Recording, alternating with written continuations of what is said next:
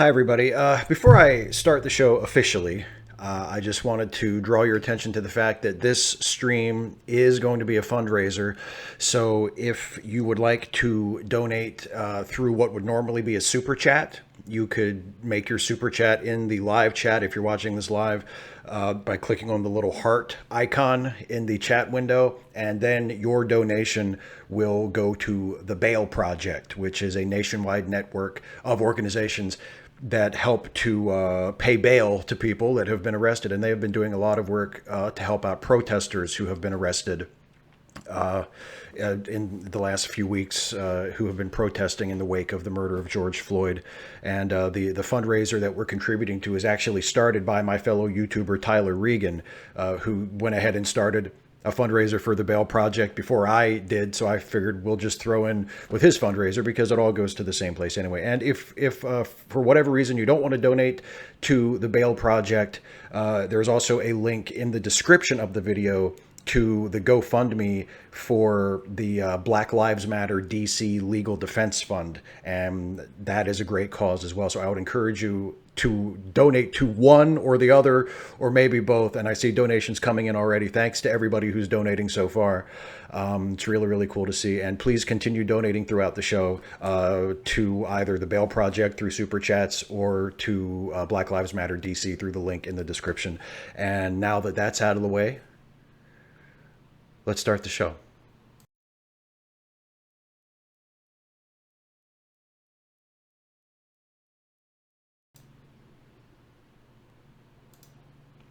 It's June 8th, 2020, and it's time to review 5 of the most outrageous, infuriating, or just plain baffling things that have happened lately.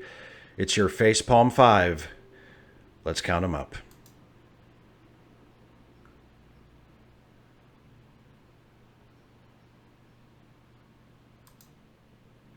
Number 1, police nationwide respond to George Floyd protests with more excessive force. Hello, everybody. Welcome officially to the Facepalm 5. The nationwide problem of police brutality in the United States has been illustrated as starkly and as undeniably these past couple of weeks as at any other time during my life. I'm not just talking about George Floyd, who 2 weeks ago became the latest name on an endless list of Black Americans murdered by police officers. Floyd's murder by a white officer of the Minneapolis Police Department, captured on video in front of witnesses, including other police officers who did nothing to intervene while Floyd gasped for help, handcuffed on the ground, trapped with their fellow officer's knee on his neck, was brutal and horrific. But, and this is an incredibly grim thing to have to say, we've had police officers assault and murder Black civilians on video in the past, and they've mostly gotten away with it. What's different this time is the police response to the protests that have filled the streets of American cities since the killing of George Floyd. As massive public protests broke out in cities across the country and across the world, I want to acknowledge, though I'm focusing on the US here, police departments pushed back aggressively, using force on crowds of peaceful protesters, and in some cases on people who were not even part of the protests, but just happened to be in the area. There have been numerous reports of police indiscriminately pepper spraying protesters and bystanders. There have been several videos of people walking past police presenting no obvious threat, rubber bullets only to suddenly be dragged away or attacked. Rubber bullets have been fired at crowds of peaceful protesters. Journalists have been harassed and arrested while merely doing their jobs. In New York City, a police SUV drove forward into a crowd of protesters. In Buffalo, New York, police officers shoved a 75-year-old protester to the ground, causing a head injury that sent him to the hospital. And when the 2 officers involved in that incident, which was caught on video like all these other ones I'm telling you about, when those 2 officers who shoved the 75-year-old man to the ground were suspended, 57 other members of the Buffalo Police Department's emergency response team resigned in protest. They resigned in solidarity with the two officers who had been suspended for shoving an unarmed 75-year-old protester, peaceful protester. They shoved him to the ground. They busted his head open, sent him to the hospital. Or, as the president of the Buffalo Police Benevolent Association put it, and this is a quote, 57 resigned in disgust because of the treatment of two of their members who were simply executing orders. I'm just going to let that sit there for a second before moving on. Okay. Number two, right-wing media ignores actual violence of police and white supremacists to fearmonger about imaginary black and leftist violence. The protests in the aftermath of George Floyd's murder have been overwhelmingly peaceful. Most of the violence has been instigated by the police themselves or by white supremacists who have been arrested after infiltrating peaceful protests and attempting to trigger riots. And to be clear, I'm talking about different white supremacists than the ones who are already on the police force, because that's a thing too. But you'd never know about any of that if you get your news from right-wing media outlets. On Fox News, Sean Hannity has warned his viewers that the Black Lives Matter movement is preparing for a war against the police and is planning to patrol the streets with armed militias. His colleague Tucker Carlson has delivered a similar message warning, quote, "Violent young men with guns will be in charge. They will make the rules, including the rules in your neighborhood. They will do what they want. You will do what they say. No one will stop them." The utter lack of self-awareness exhibited by the likes of Tucker Carlson no longer surprises me because I've seen it so many times, but it still kind of amazes me. And even if we assume Tucker is fully aware of how full of shit he is and he's just cynically playing to his audience of frightened, racist white people, a lot of those white people have thought and said similar things, and they aren't all faking it. Yes, imagine how awful that must be to live in a city where violent young men with guns are in charge, and you have to do what they say because if you don't, they can assault and murder you with impunity. Imagine how awful it would be if people in our dear old land of the free had to live like that. He's so close to getting the point. So close. But when your head is that far up your own ass, you might as well be 1,000 miles away. Number three, Trump administration declares war on anti-fascists. Fox News Channel's number one fan is doing his part to protect Americans from the threat of anti-fascists. That's people who oppose fascism. They're our enemies, you know. A little over a week ago, Trump tweeted, quote, "The United States of America will be designating Antifa as a terrorist organization." And he put Antifa in all caps, as though he thinks the letters all stand for something like Spectre. Antifa is just short for anti-fascist, and it is neither terrorist nor an organization. In fact, to even refer to Antifa in this way is to fundamentally misunderstand it. Many, if not most, Antifa activists are anarchists who, to say the least, are extremely skeptical of the whole concept of hierarchy and centralized leadership. The idea of an Antifa leader is almost an oxymoron. Trump hasn't gotten that memo, however, and neither has his Attorney General, Bill Barr, who directed the FBI's Joint Terrorism Task Forces to, quote, "identify criminal organizers and instigators who have hijacked peaceful protests." And see, that by itself doesn't sound like such a bad thing. As I mentioned earlier, there have been instigators infiltrating peaceful protests and attempting to initiate violence, but the people arrested for doing that have been tied to white supremacist and other far-right extremist groups. Barr's statement makes no mention of white supremacists and far-right extremists. It specifies only Antifa and other similar groups. and declares that they will be treated as domestic terrorists. The President of the United States and the Attorney General of the United States, who is the chief law enforcement officer in the federal government, are ignoring the widespread and undeniable violence being committed by police departments and by right-wing extremists against peaceful protesters who are just exercising their constitutional rights to peacefully assemble and demonstrate. And instead they're focusing on rounding up the non-existent leaders of a loose, decentralized group of people who share as their defining characteristic an opposition to fascism. You remember a few weeks ago when armed mobs were occupying state capitals to protest stay-at-home orders intended to stop the spread of a deadly virus, which is still a thing, by the way. That's another thing. You remember that? You remember how the police and how Donald Trump responded to them, to the armed people who occupied state capitals? Remember how those people were treated? As opposed to unarmed, peaceful people protesting racism and police brutality? Black protesters are thugs, anti-fascists are domestic terrorists, but white supremacists are very fine people the authorities should be trying to make a deal with. 148 days until Election Day, folks. 148 days.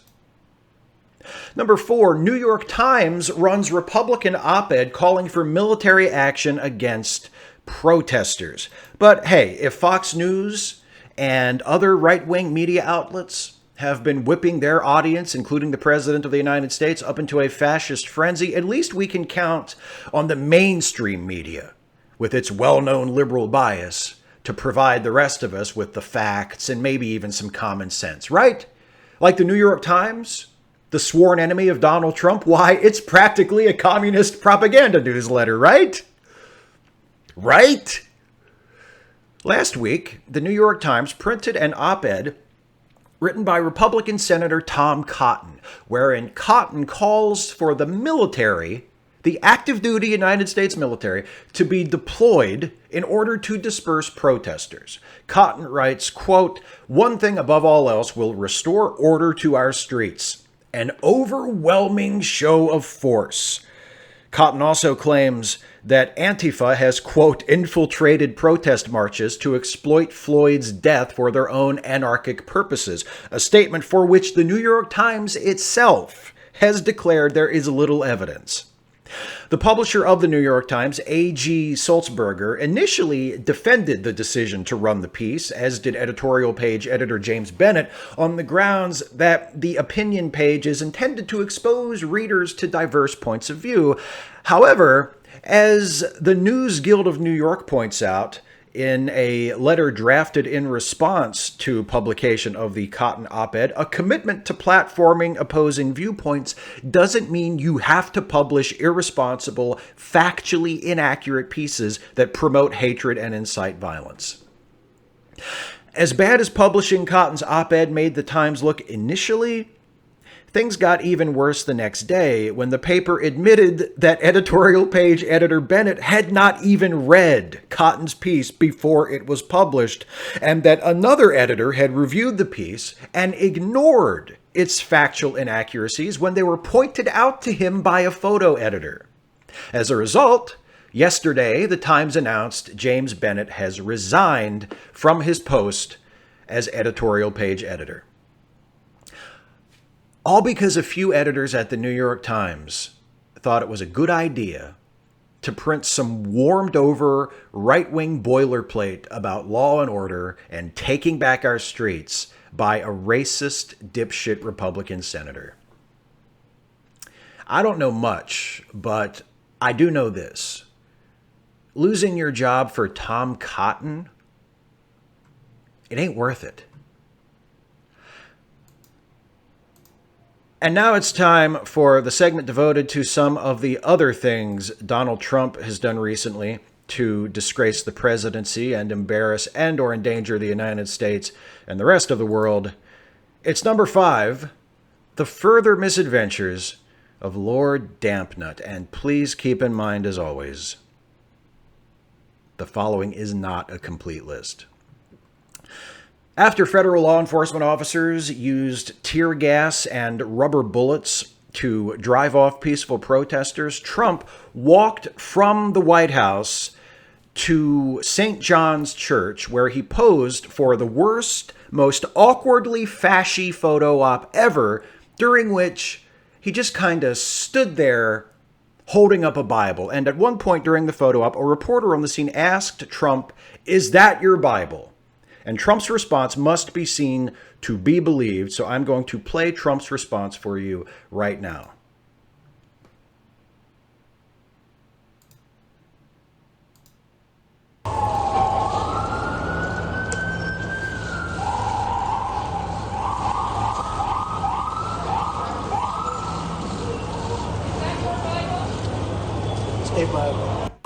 Just in case you couldn't hear that, the reporter asks, "Is that your Bible?"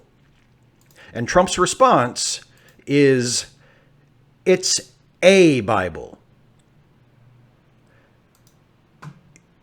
You cannot make this shit up.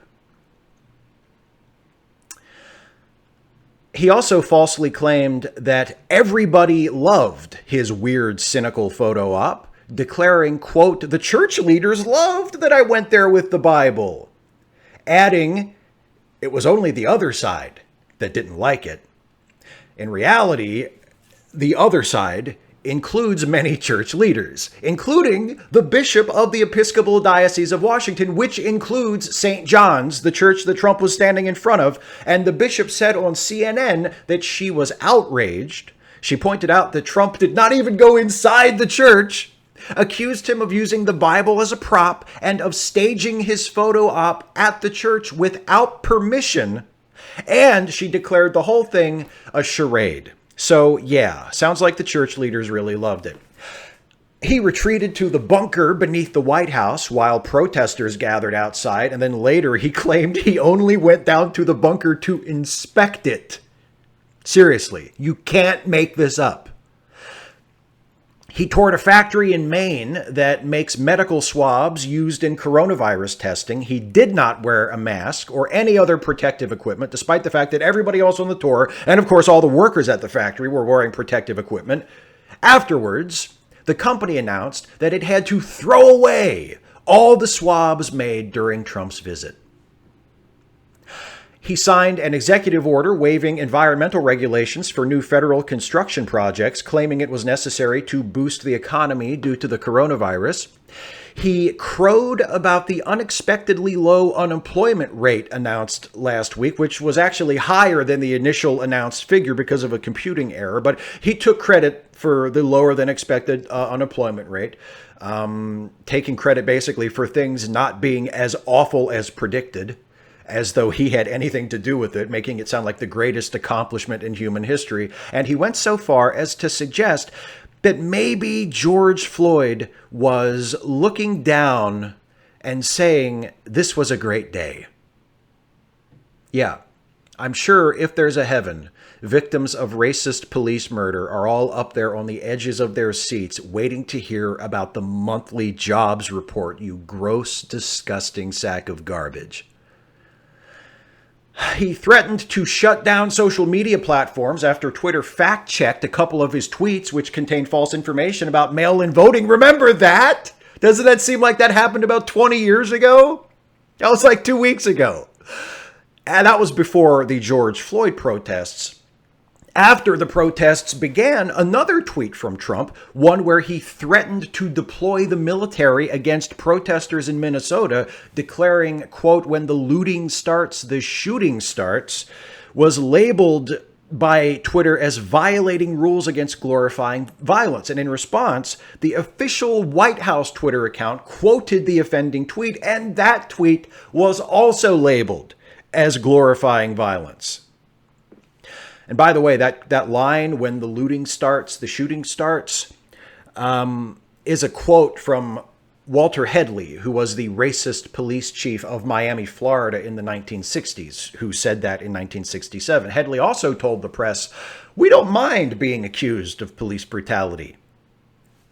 It's no wonder Trump seems to find such wisdom in his words. And finally, two high-profile former generals committed really the worst crime a member of the military can commit under this administration. They spoke out publicly against Trump. First was Trump's own former Secretary of Defense, James Mattis, who released a statement accusing Trump of not even trying to unite the American people, or even pretending to try, adding that he never dreamed he would see American troops ordered to violate the rights of their fellow citizens. Mattis also compared Trump's divide and conquer tactics to strategies used by the Nazis against Americans in World War II, and Trump responded to Mattis by tweeting that it had been an honor to fire him. Well, he didn't fire him. Mattis resigned as defense secretary, and also declaring that Mattis was the world's most overrated general, and he didn't like his leadership style or much else about him. Of course, this is in stark contrast to when Trump first hired Mattis as defense secretary, when he called him, and here's the press release, one of the most effective generals and extraordinary leaders of our time. Isn't that interesting?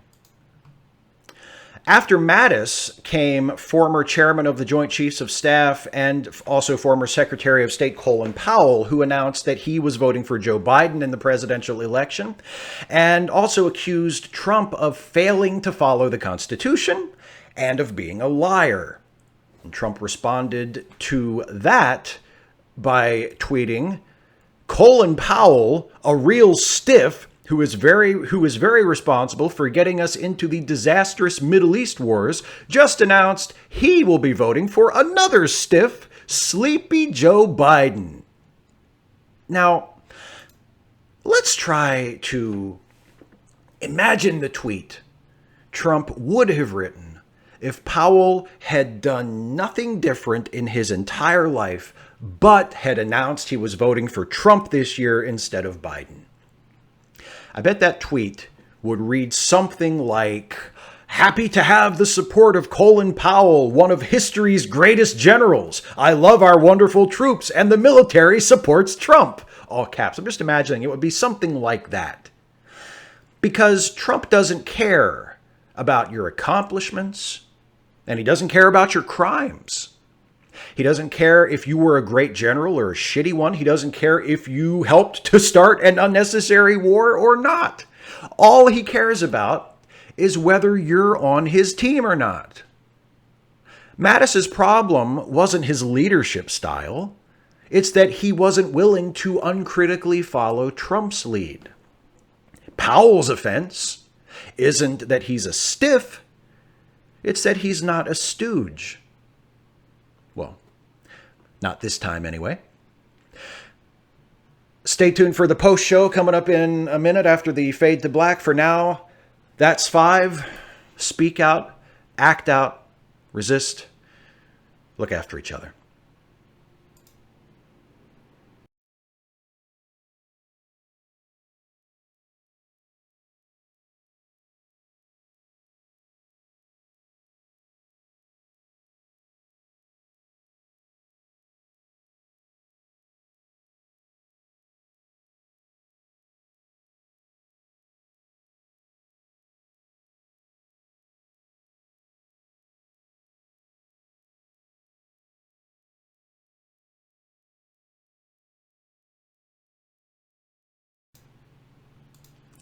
Okay, here we are on the post show. Thanks everybody for sticking with me here. Please continue to donate either via Super Chat to the Bail Project or via the link in the video description to the Black Lives Matter DC Legal Defense Fund. They're both incredibly worthy, necessary causes, and I see a ton of people have donated already in the Super Chat window to the Bail Project, which I think is awesome. Thank you all so much. A lot of anonymous donations and also a lot of people who have put their names to it. I will go through in a minute and read off the names of those who have done so with your name on it, because I just feel like you deserve that recognition, and I personally am super grateful to you.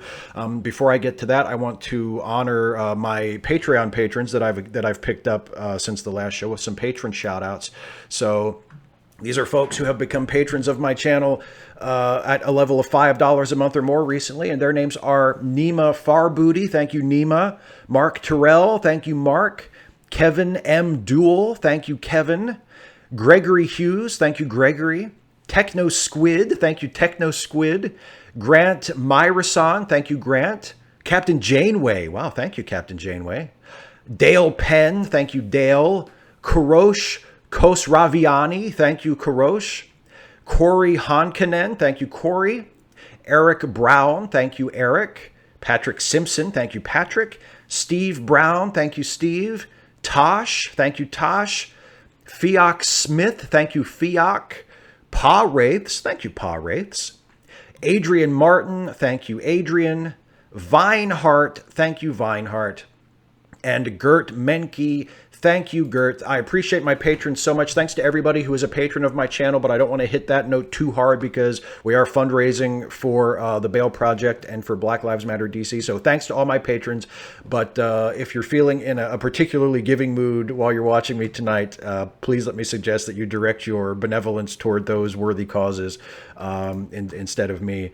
Now, let me go back through here and find, because a bunch of people have been donating to the Bail Project, and I don't know who all has donated to the Black Lives Matter GoFundMe since we started, but YouTube shows me who has donated to the Bail Project because that's the fundraiser actually attached to the live stream, and I see those just as I would see your super chats. So a lot of anonymous. Thanks to everybody who has donated anonymously. I cannot express my gratitude to you enough. I also want to call out No Cool Name Jim, who was the first to donate. John Gingras, thank you, John. David Appleman, thank you, David. Zuto, thank you, Zuto. Jemshin, thank you very much, Jemshin. Some Random Geek, thank you, Some Random Geek, very much. Twilord, thank you, Twilord. Tudor Farkas, thank you, Tudor. Zeraxis, thank you, Zeraxis.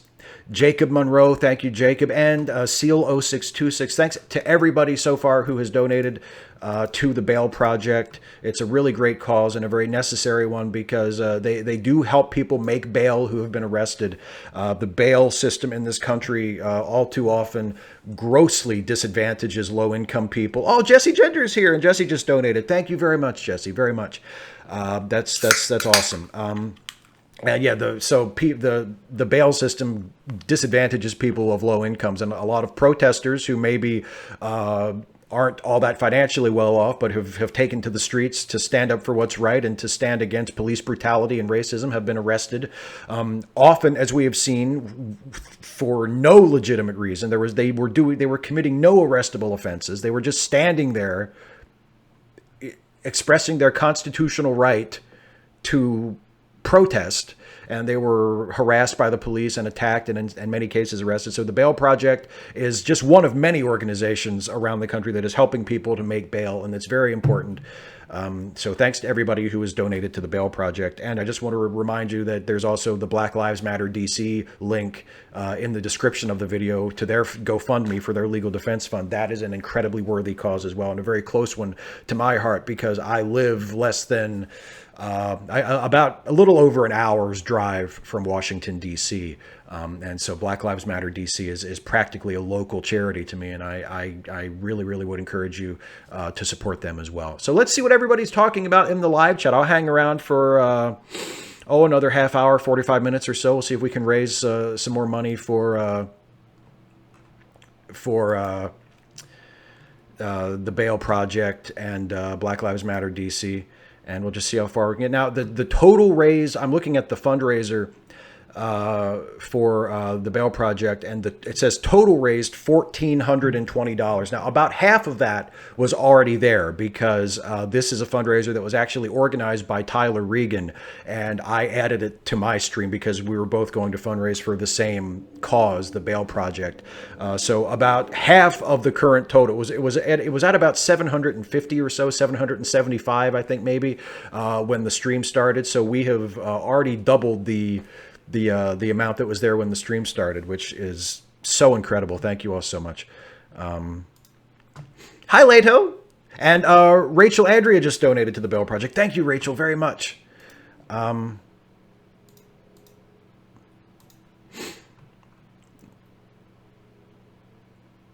Oh, and some random geek says they added the Black Lives Matter DC Legal Defense Fund to the charity links Google Doc in the description. That is awesome. So thank you very much, Geek, for doing that. Love My Shadow 89 just donated to the Bail Project. Thank you, Love My Shadow 89. Question from Der Alta Trekkie. Imagine you had the opportunity of talking to Donald, the annoying orange himself. What would you say? I mean, what would I possibly? What I would just cuss at him until they drag me away. I would just say every vile, awful thing that I could think of to say to him. I would say he's the biggest piece of fucking shit walking. I mean, I wouldn't say anything. What could you say to him that was constructive? Nothing. I would ask you know what I would do? I would say, why are you such a fucking liar? I'd say, why do you fucking lie on camera in front of people who know you're lying? And you why are you such a habitual fucking transparent as fuck liar? Why are you such a piece of shit? When you have you have an office and a capability that you could do such good for the world and you're using it to tear it down and destroy it and fuck people? Fuck you. You're a piece of shit. That's what I would say. Pat Jack 95 just donated to the Bail Project. Thank you, Pat Jack. The Dave Mars also just donated to the Bail Project. Thank you very much, Dave.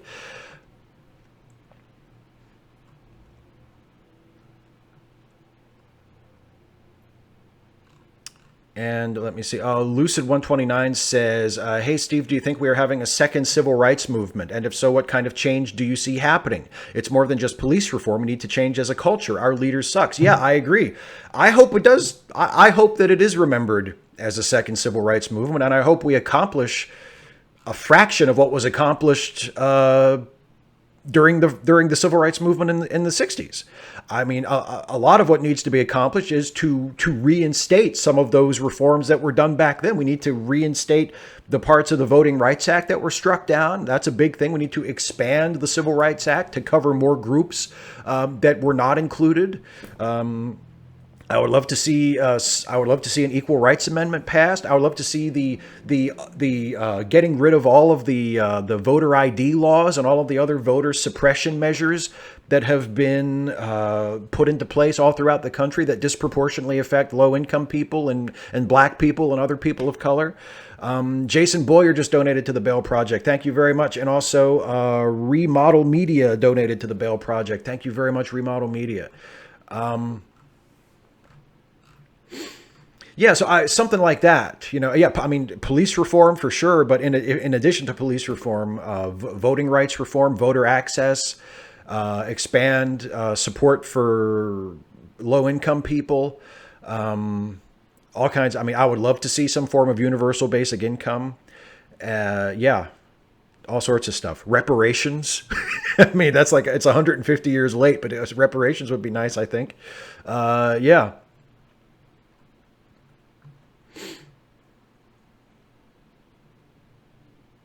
Oh, plasma burn death. Yeah, I will. I was planning on making a donation to the Bail Project at some point myself, so I will add $5 to it for you. Thank you very much for saying that.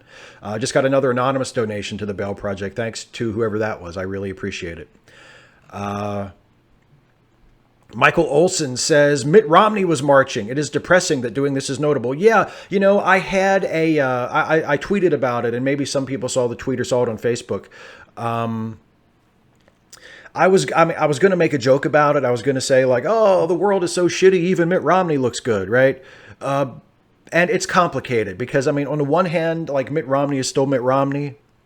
And he's still a guy who unless he has, I mean, he hasn't resigned from the Republican Party yet. So as far as I know, he still supports like lower taxes for the wealthy and restricting a woman's right to have an abortion and all the other shit that made him a shitty candidate for president and would have made him a shitty president. So I don't want to gloss over that and pretend like, oh, wow, Mitt Romney is a good guy now. But he did at least get this thing right. And I don't want to, I don't want to shit on him for it because I feel like that would be like smacking a dog in the nose for doing something good, and you shouldn't smack a dog in the nose anyway. That's cruel and it's a terrible way to train an animal, but let's just go with the metaphor. Like you don't smack a dog in the nose with a rolled up newspaper because they did something right, And I don't want to do that. So good on Mitt Romney for marching with the Black Lives Matter protesters. Good on him for wearing a mask when he did it. Good on him for saying we're marching because we want to see an end to violence and we want to say that Black Lives Matter. I think it was all great. I wish he would do more stuff like that more often. But in this one instance, he did a good thing. And good on him for it. Jeremy Teeter just donated to the Bail Project. Thank you, Jeremy. And also Sci-Fi 2285 just donated to the Bail Project. So thank you as well. Thanks to everybody for all these donations. Oh, yeah. And Buddy Hancock in the live chat says Romney over Trump anytime. Oh, for sure. For sure. One of my friends on Twitter said, if we could only trade Republicans, I would want Romney on my team. Yeah, on the sliding scale of Republicans, he seems to be not just the best that we have at the moment, but like the only good one. And that's kind of the joke I was going to make. Is like the Republican Party is such a shit show. Like who would have thought that in the year 2020, the only Republican, even within like a million miles of not being a total bag of shit, would be Mitt Romney.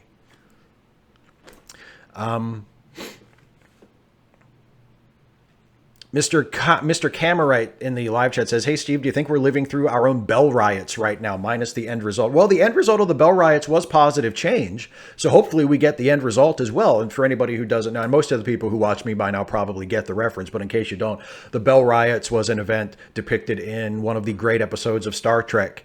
And certainly a great episode of Star Trek Deep Space Nine, the past tense two-parter where our heroes were thrown back in time to now, about 4 years from now, where they found themselves in a ghetto in San Francisco where the unemployed had sort of been herded, and the Bell riots was an uprising of these downtrodden, unemployed, disregarded, neglected people who stood up for their rights. Christy Abbey in the chat says Senator Murkowski is concerned. Yeah. I mean, where it's like, better than nothing, but like, where have you been? Where have you been? 255 AD says, question, do you think right-wingers have trouble comprehending the idea that Antifa is a leaderless org because their belief system says not having leaders is logically impossible? Yeah, that's probably part of it. It's not just, there's that. And I think also there, with a lot of the way that right-wingers talk about other groups, especially opposing groups, there's a lot of projection happening. Like, I feel like, and I've said this before, when Republicans and other right-wingers attack attempts to increase diversity and inclusion as tokenism, no matter what it is, and no matter how it's being done, everything is like, they always attack everything as tokenism. And I think that's because they can't imagine any other kind of diversity. They think tokenism is the only thing you can do. Because to them, the idea that white people would always be in charge and you would just pick a few non-white people so it looks good, like that to them is the only way they can ever imagine doing it. So they accuse other people of doing the same thing. So I think it's the same deal with Antifa. They can't imagine not having leaders, not taking marching orders from somebody, because they are, despite playing at being all about freedom and liberty and individuality, the truth is their philosophy is inherently authoritarian in many ways. And they just can't imagine not having someone to take marching orders from. So I think there's a lot of projection going on. Another anonymous donation to the Bail Project. Thank you very much.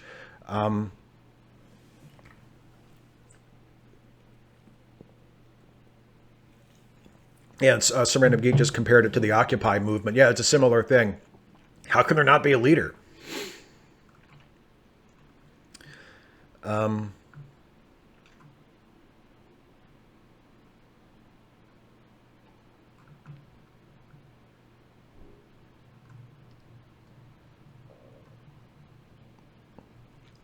Here's a live chat from Jemshin. You hear about all the Southern history monuments being torn down recently. Historic slave market burned down. Stonewall Jackson's personal flag lost forever. Good start. I agree. I would love to see every goddamn one of them torn down. I would love to see every Confederate monument in this country torn down to the ground and smashed to pieces. And if the local governments or whatever government is in charge of it won't do it, I would love to see the people do it. I think it would be fantastic. We all cheered in 2003 when the statue of Saddam was torn down in Iraq. We here in America, thousands of miles away, we're cheering for that, right? I think it would be great if the people, whether it's through the government or some government agency or just the people getting together to do it themselves, tearing down all those Confederate monuments that never should have been put up to begin with. I think it would be fantastic. Absolutely fantastic. The statue of General Lee on the battlefield near my house, right by the road. I see it every time I drive from here to Boonesboro. Was vandalized last week, and my only regret is they cleaned it off before I got a chance to go take a fucking picture with it. Because I would love if somebody would just hook a fucking chain to it and drag it into the fucking creek, because it's right up the hill from the creek. I would love that. I'm not inciting anybody to do that. I'm not going to do it. I'm not telling anybody to do it, but I'm saying if somebody did that, it would be poetic justice, and I would fucking love it, because we shouldn't have statues of Robert E. Lee in the first place at all. They should be torn down by somebody. It would be nice if the officials in charge of it would tear them down, but if they don't want to and some private citizens got together and said, let's fuck this shit up, I would be all for that. I certainly wouldn't be mad at them for it. Yeah, Patrick Simpson in the live chat, we've had some torn down in the UK too. So I've seen. I think that's fantastic.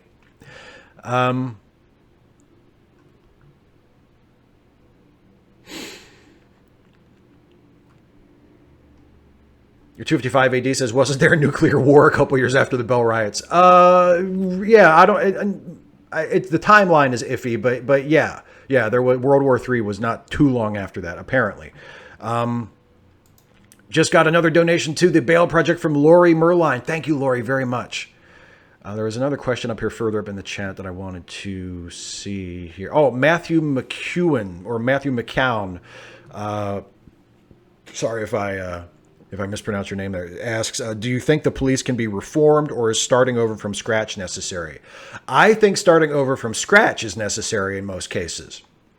I think what Minneapolis is doing is really exciting. I'm very interested to see what happens there.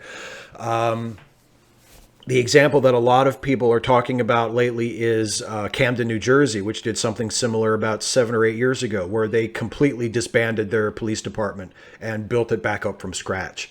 And apparently things are a lot better in Camden than they were before that. Like, things are still not perfect. There are still some serious problems, but there have been some very, very marked improvements by just getting rid of the entire police department and rebuilding it from scratch. I would love to see that happen all across the country. David Wu just donated to the Bail Project. Thank you, David. And also Twilord donated again. Thank you, Twilord, very much.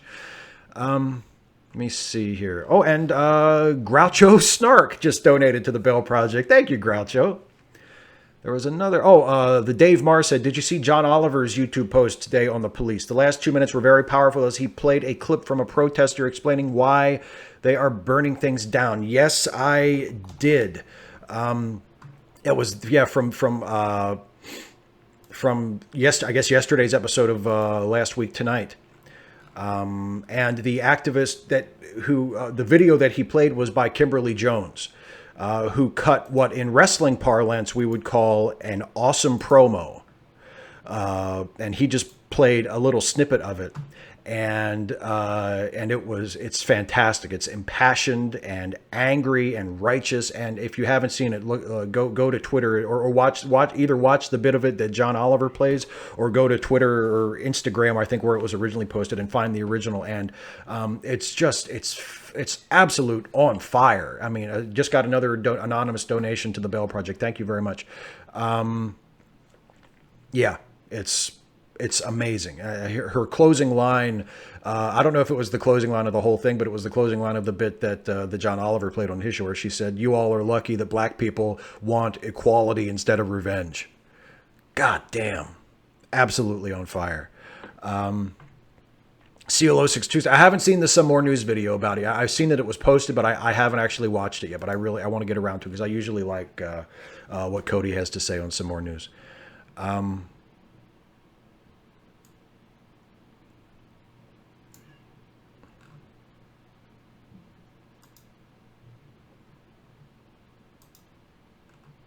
Some Random Geek says, How about no police force, instead community services? Well, see, I think what I would expect is probably going to happen in Minneapolis is that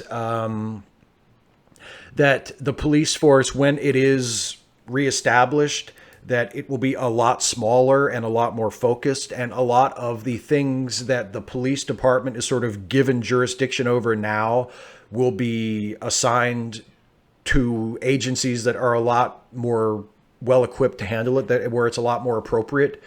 Just got another anonymous donation to the Bell Project. Thank you. And also a donation from Zachary Zilke. Thank you very much, Zachary.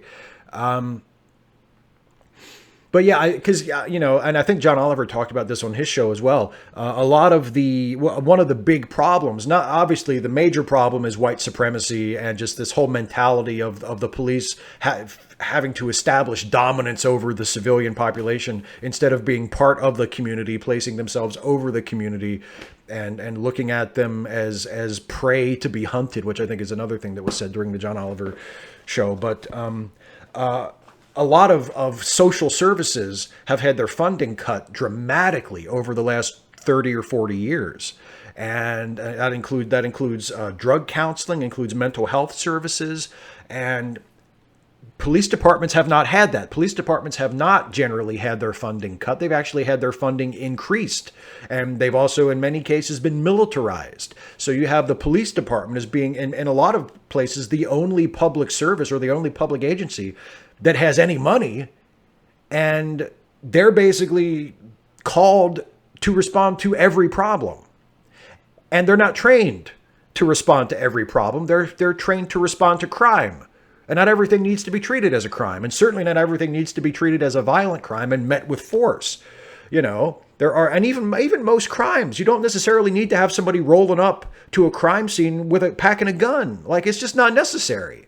So hopefully what happens in Minneapolis and what starts to happen in other places as well, where these moves to abolish the police or defund the police are taking hold, is that the police departments will be disbanded and they will be rebuilt from the bottom up.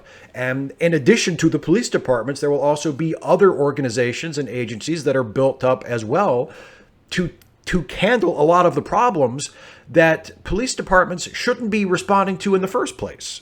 And also the police departments will be demilitarized, will be disarmed, at least to a large extent, will be trained in de-escalation, will be trained in, will be taught that, you know, if people are peacefully protesting, your job as a police officer is to do nothing, like, because they have a right to do it. Your job as a cop, if there's a group of people peacefully protesting, they have a constitutional right to do it. So as long as they're being peaceful, your job as a cop is to do nothing.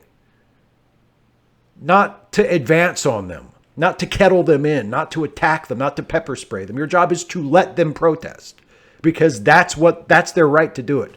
A couple more donations to the Bell Project I want to acknowledge. Another anonymous one. Thank you very much. Also one from Parker Nystrom. Thank you, Parker. And one from Keely Hartle. Thank you, Keely. Thanks to everybody who is donating to the Bell Project, and also to everybody who has donated to the Black Lives Matter DC fundraiser. I can't keep track of how many of those there have been as easily, but if anybody's donated to that, the link is in the description of the video. Thank you to all of you who've done that as well.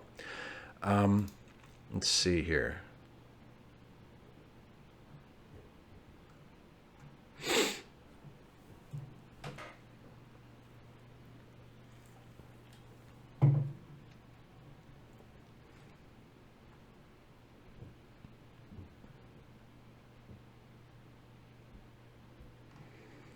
Caroline Clark says, "Thank you for helping to keep us all sane. I do what little I can." It helps to keep me sane too. So there is a selfish element to it. Isaiah Taylor says, "Fuck Katie Hopkins." From what I know of Katie Hopkins, I'll get behind that.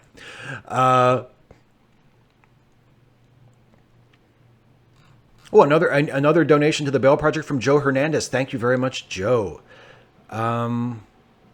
255 AD has a question. So the battlefield near your home is from the Civil War era. I assumed it must be Revolutionary War because you're right next to DC. I never realized the South got so close to DC. Oh yeah, yeah. The battlefield near my house is Antietam Battlefield, which is one of the most famous Civil War battles of the war. The shorthand for it is the bloodiest day in American history, and it was a 1 day battle.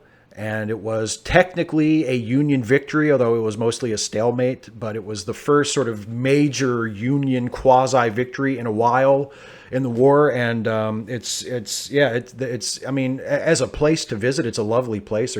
There's miles and miles of hiking trails, and there's tons of history if you're into history, especially of course Civil War history.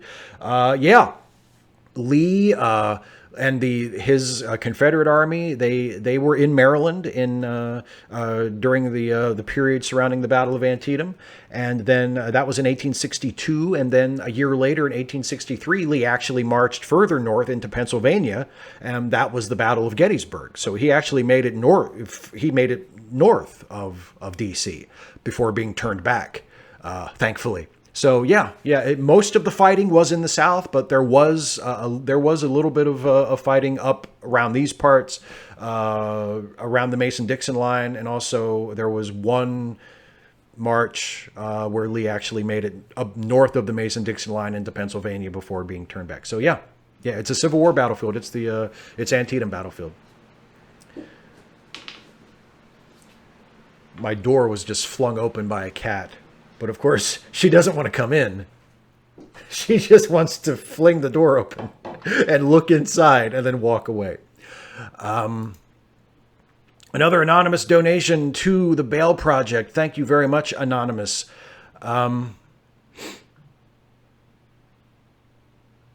Oh, Jesse, thank you. Jesse Gender says, not sure if I didn't see your post earlier, so thank you for repeating it. Just wanted to say your Friday video was powerful and poignant. Thank you for, thanks, Jesse. I appreciate that. Isaiah, you've rescinded your invitation to join the Air Force. Really interesting. Well, good for you, I guess. Good for you. Serena Geek Audie was just checking up on me. She was. I heard her. I don't know if you could pick her up on the microphone or not, but she was meowing outside the door. It's about an hour before we usually feed her, so she's getting to the point where she's going to start demanding food, and I think that was part of what that was. She does this thing where, by the super chat or a donation to the Bell Project from John Gingras. Thank you very much, John. Audie does this thing where if I'm in here with the door closed, which is usually only when I'm doing a live stream like this, if I'm in here for too long or she just decides she doesn't like to have the door closed, she'll jump up on the door with both front paws and she will shove it open. And then she'll just sit there. She won't even come in. She'll just sit there and look at me. And then she'll either come in and get a drink of water or get something to eat or something and then walk out again, or she'll just sit there and then she will turn around and walk away. She just wanted the door open. She just wanted to remind me who was the boss. She does that a lot. Another anonymous donation to the Bail Project. Thank you very much, anonymous donor. Michael Alber in the the live chat points out that Maryland borders Virginia, and yes, the capital of the Confederacy was Richmond, Virginia. So the Confederacy was seated a lot further north than a lot of people might realize if you haven't studied the Civil War, and really doesn't make any sense. Like why not put the capital of the Confederacy like deeper into the Confederacy? Why put the capital of the Confederacy so close to the capital of the Union? It makes no sense. They were starting it from scratch. They could have put the capital wherever they wanted. They didn't need to put the capital in Richmond.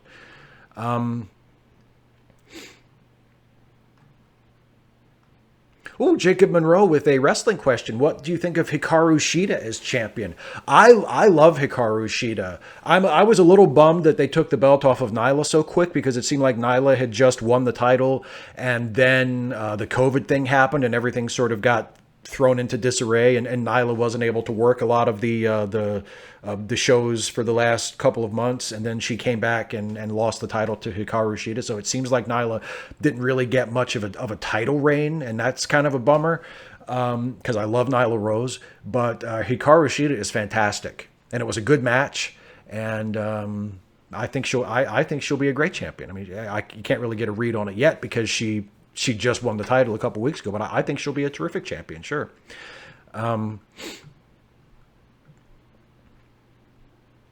255 AD says, an army camped on the edge of my town in the 1740s, and there's ditches in the ground where they erected barricades. That's the closest I can come to that. Yeah, this whole area where I live, there's a lot of Civil War history, and there's also a lot of there's a little bit of Revolutionary War history, but not all that much. It's mostly Civil War, and then also 7 Years' War, also known as French and Indian War. Actually, mostly known as French and Indian War in this country, but it was, the French and Indian War was part of the 7 Years' War, and there's a gorgeous old fort dating back to the 1740s, I think, maybe even before that. But it's called Fort Frederick, and it's a few miles from where I grew up in Clear Spring, and about maybe 45 minutes from where I am now in Sharpsburg. And it's a beautiful old stone fort that was used in the French and Indian War, and also was used a little bit in the Civil War. And it's one of the big attractions of the area. So this whole area is just awash in military history.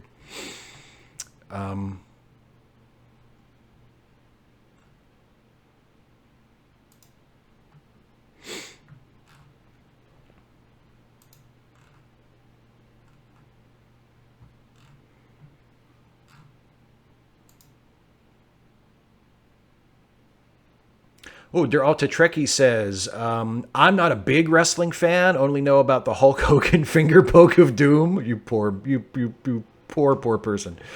But what is the best era of wrestling? Well, obviously, that's a matter of opinion. Different people say different things. I mean, for me personally, my favorite era growing up was probably, and nobody says this, because looking back, the wrestling, at least the wrestling in North America, wasn't that great for the most part. But my favorite era was early to mid 90s.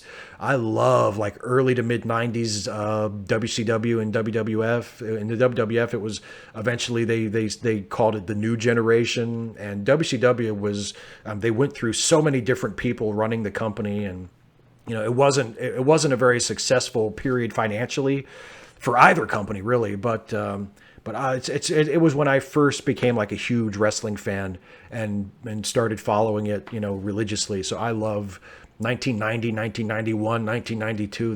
That's the wrestling I look back on fondly and think, oh, those were the days. Even though most people quite rightly look back on it and think, oh, it wasn't that great. Of course, and in Japan, it was fantastic during that time period. In Japan, especially all Japan, the late 80s and early 90s, really the 90s in general, for all Japan pro wrestling was a glory period. So I would say the 90s. Especially the early 90s. But a lot of people would say either the 80s or the late 90s with the Attitude Era and the Monday Night Wars, where a lot of people were watching it on TV. But I would say the early 90s is my favorite. Let me see. I think a couple more anonymous donations to the Bail Project. Thank you to our anonymous donors. I really, really appreciate it.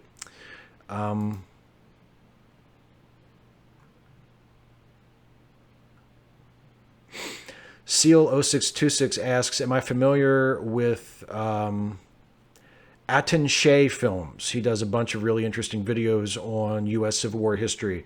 No, I'm not familiar with that, but I'll have to check that out. That does sound interesting.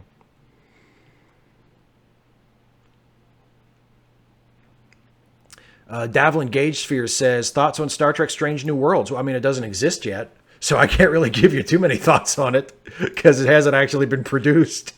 I'm super excited about it. I'm really looking forward to it. I think Anson Mount's Captain Pike is fantastic, and that Rebecca Romaine as number one and Ethan Peck as Spock were terrific. I mean, I'm really looking. I assume that the show will be centered on that trio, and that's a really strong trio of characters. And I'm super excited about it. I'm bummed that it'll probably be a while before we actually get to see it because of the whole COVID thing throwing the production of everything into hiatus. But yeah, I can't say anything about it yet because it doesn't actually exist, but I'm super excited about it.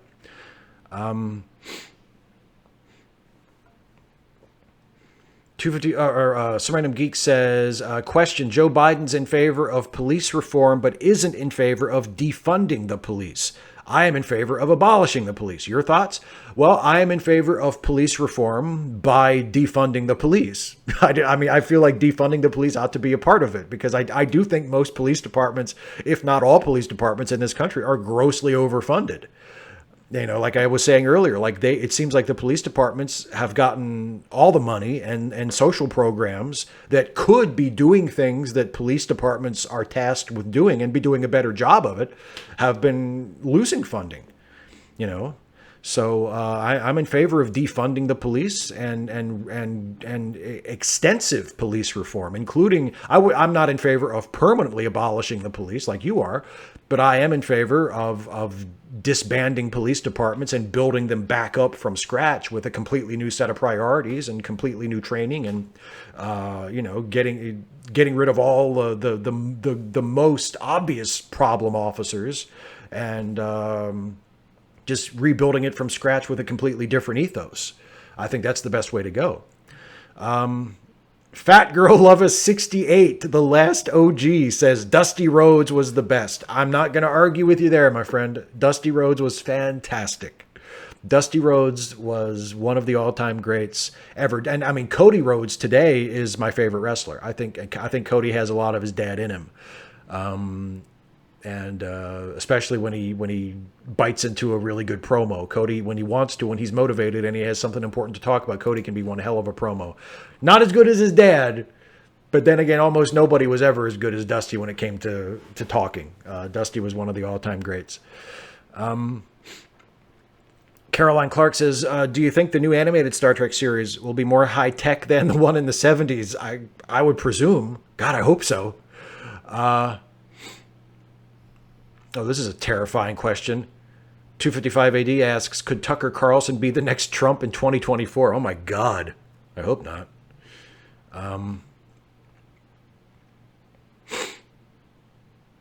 Yeah, some random geek says, don't forget civil forfeiture. The police can loot, but looters can't. Yeah, civil forfeiture. John Oliver mentioned also qualified immunity, which a lot of people are talking about. There are a lot of things that are part of the criminal justice system and the law enforcement system, or are sort of adjacent to it, that really, really make things unnecessarily difficult for poor people, and disproportionately affect people of color, black people in specific, but people of color in general, and that need to be gotten rid of or drastically rethought and remade. And there's just the whole idea that if you don't have a lot of money and you get involved in the criminal justice system, even if you didn't do anything, even if you are unfairly accused or whatever, like, it can completely ruin your life, because you know, like, you can't, justice comes at a price. Like, if you can afford it, you can get a fair trial and you can have justice in this country. But if you can't afford it, like, you never even get to that point. It's not fair at all. And Isaiah Taylor says, I decided that the whole thing in Washington was unacceptable. I will not be complicit in fascist activities. In reference to you're not joining the Air Force anymore. I respect that a lot. I'm happy for you that you made that decision. I respect that a lot. Plasma Burn Death says, are you concerned about the threats to declare Antifa a terrorist org? We didn't care about how we treated barbarians for the last 20 plus years, and now anyone, including you, can be accused. I mean, yeah, of course it concerns me. Of course it concerns me. I'm not sure. I feel like it's one of those things that Trump doesn't have as much control over as he says he does. But then again, you know, his Attorney General, Bill Barr, is right in lockstep with him. And of course, now we know it was Barr who actually ordered the use of tear gas on the Lafayette Square protesters to clear them out so that Trump could do his fucking photo op in front of the church. So if Bill Barr directs federal law enforcement agencies to treat Antifa people associated with Antifa or people designated as Antifa activists as terrorists, and those agencies go along with it, yeah, of course, that scares the shit out of me. I don't personally feel very threatened, but just the idea of it is horrific. Caroline Clark says, I think they should do a Star Trek series called The Ensign's Log about Ensign Barclay and Ensign Riker. Now, that would be great. As long as me and Jason could write it, or even star in it, I think that would be fantastic.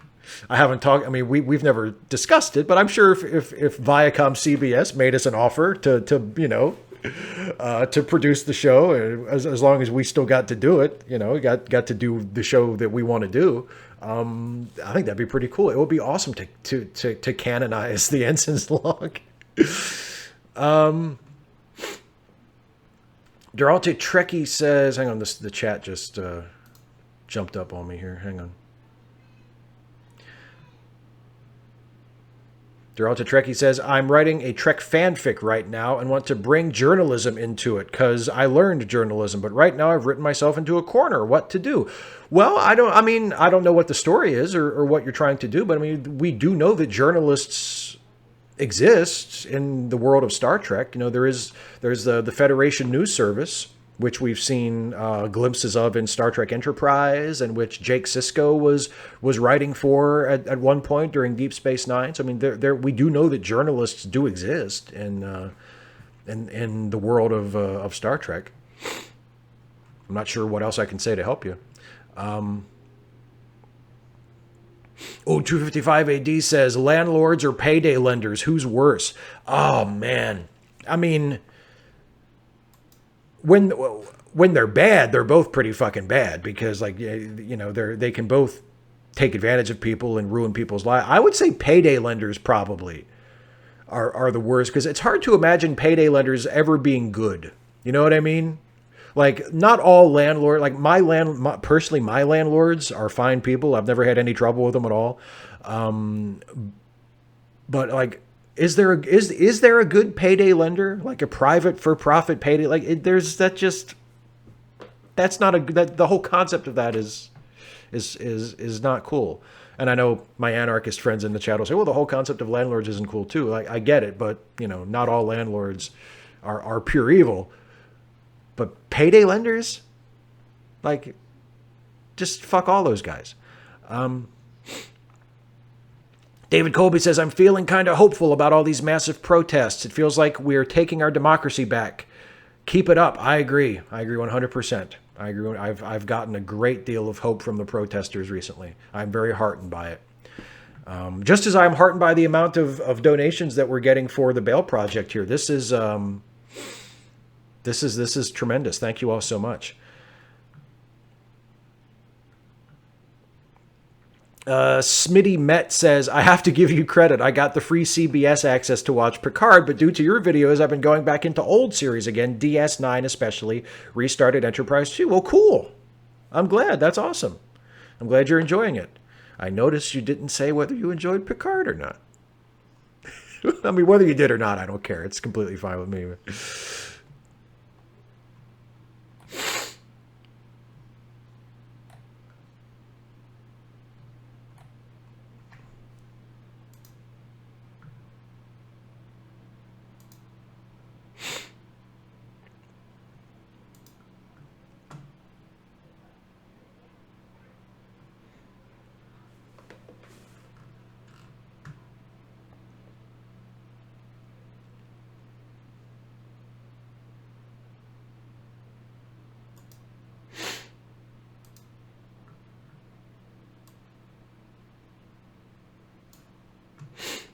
Oh, just got another donation to the Bail Project from Wooga. Thank you, Wooga, very much.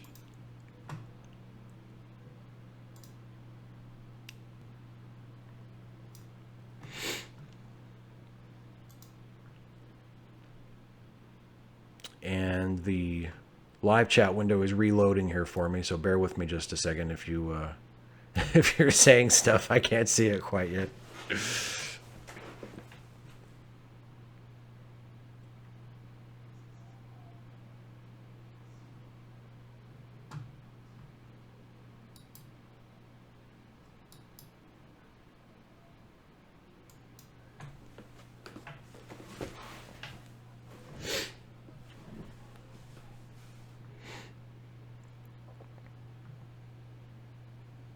And by the way, we've been going for over an hour now, so I'm probably going to wrap up in the next few minutes. So if any of you in the live chat have any sort of final questions you want me to address or anything you want to talk about, start thinking about, what that might be. Because as soon as I get this chat window back, I'll answer a few more questions and then we'll call it a night.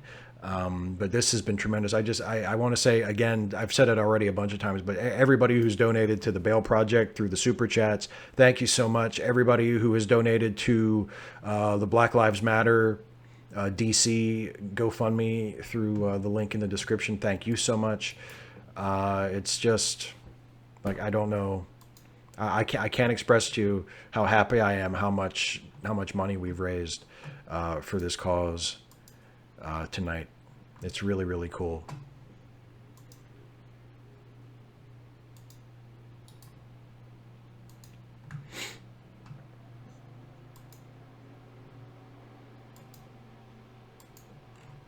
Yeah, we're at almost $2,000 for the whole thing, and not all of that 2,000 is us. It was at over 700 when I started, because this fundraiser wasn't founded by me. But so that means we've raised close to $1,300 just in the last, a little bit over an hour, which is amazing, absolutely amazing. I can't tell you how. Kradami says, please, you need to clarify, they didn't resign from the police force. They resigned from their roles on the task force. Yes, this is the Buffalo Police. They're the ones who resigned. They didn't resign. The ones who resigned in solidarity with the two officers who were suspended for shoving the 75-year-old protester down. Yes, just to be clear, they didn't resign completely from the police force. They resigned from the emergency response team. Basically like the SWAT team. They resigned from that. They're still cops. They just resigned from. So yes, and thank you for pointing that out. And that, yeah, I'll clarify that. Caroline Clark, worst payday loan companies or the Donald? The Donald. No, I don't know. See, Donald Trump is basically a human payday loan company. So they're sort of the same thing. And Isaiah, I think I saw you talk about film school right as it froze on me. So yeah, Isaiah is going to film school in Orlando instead of joining the Air Force. That is awesome. That is so cool. Congratulations. I bet you I didn't go to film school. So by the time you get out of it, you're going to know more about it than I do, buddy. That's great. Congratulations. Another anonymous donation to the Bail Project. Thank you, Anonymous, very much. Some random geek says, I'm still a good bean, even though I'm a liberal. Well, thank you, geek. I love you too. I'm glad that I can be an ally to my further left friends, if I'm not that far left myself. We share a lot of the same goals.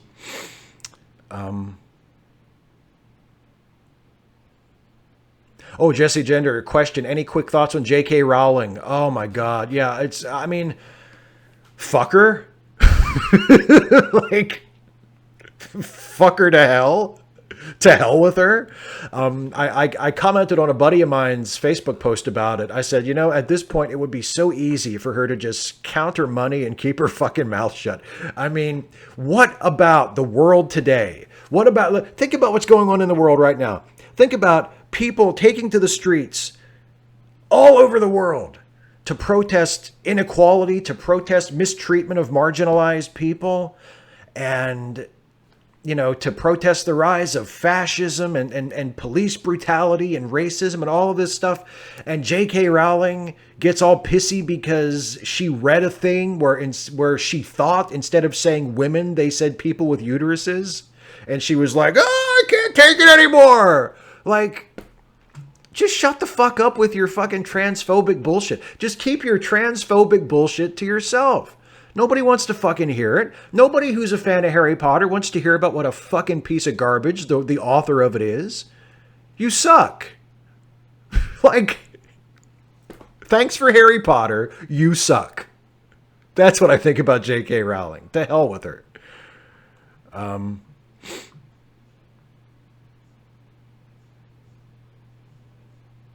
And Cobalt JPG. Yes, that was the best part. She tweeted, she says, I know and love many trans people. Fuck you.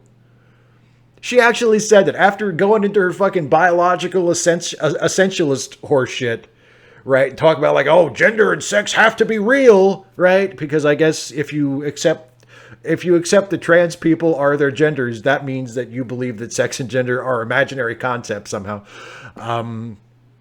instead of just having a different understanding of it. Yeah, and she said, I love trans people. Fuck you. Fuck you.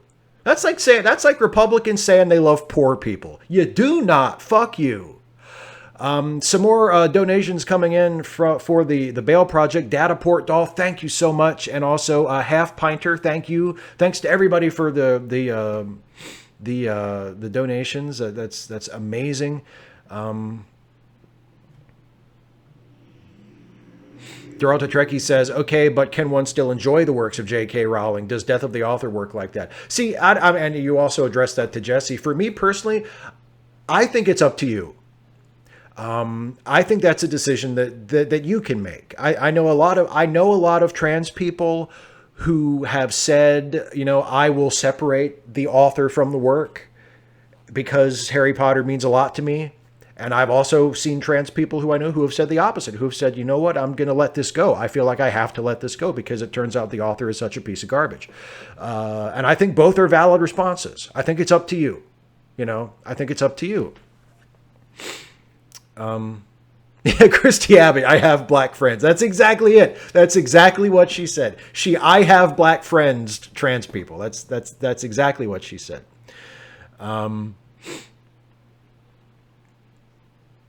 Yeah, 255 AD. I did know that. I did know that paycheck protection loans went to payday lending companies. Absolutely. It's disgraceful. It's disgraceful. Caroline Clark, this is an interesting comment. I like G.W. Bush as an artist. I despise him for his presidency. I feel like his art has gotten better. Like, I can't honestly say I've ever seen one of his pieces where I thought, oh, that's good. But I do think he's gotten better. So I can kind of see where you're coming from. Austin Mount says, what's Harry Potter's favorite way to get downhill? Walking. JK rolling. I'm going to end the show on that. That's going to be the end of the show. So thank you, Austin, and thanks everybody for watching. This has been, I think, a really, really great success. We've raised a lot of money for the Bail Project, and hopefully a few of you have also donated to Black Lives Matter DC. To anybody who is watching this after the stream is over, there will be a donate button in the little donate box under the video where you can just click that and you can donate to the Bail Project directly through this video page. And also the link to Black Lives Matter DC will remain in the video description. So please, if you're watching this in the future after the live stream is over and you want to donate to either of these two great causes, please do so. And thank you in advance for doing so, since I won't be able to thank you on the air if you do it after the show is over. But to everybody who has donated during the show, thank you all so much. Also, don't forget the charity links in the description that are usually there. That are for some of our friends who need a helping hand, who have fallen on hard times. I always recommend and encourage you to go help them out as well. So to everybody who has been generous during this show to some really, really good causes, thank you all so much. Thank you for watching. And I'll be back on Friday for Ask Away, and we'll do that one as another fundraiser stream as well. So thank you all so much for joining me. Thank you for watching. Thank you for donating, those of you who are able to, and I'll see you next time. Bye, everybody.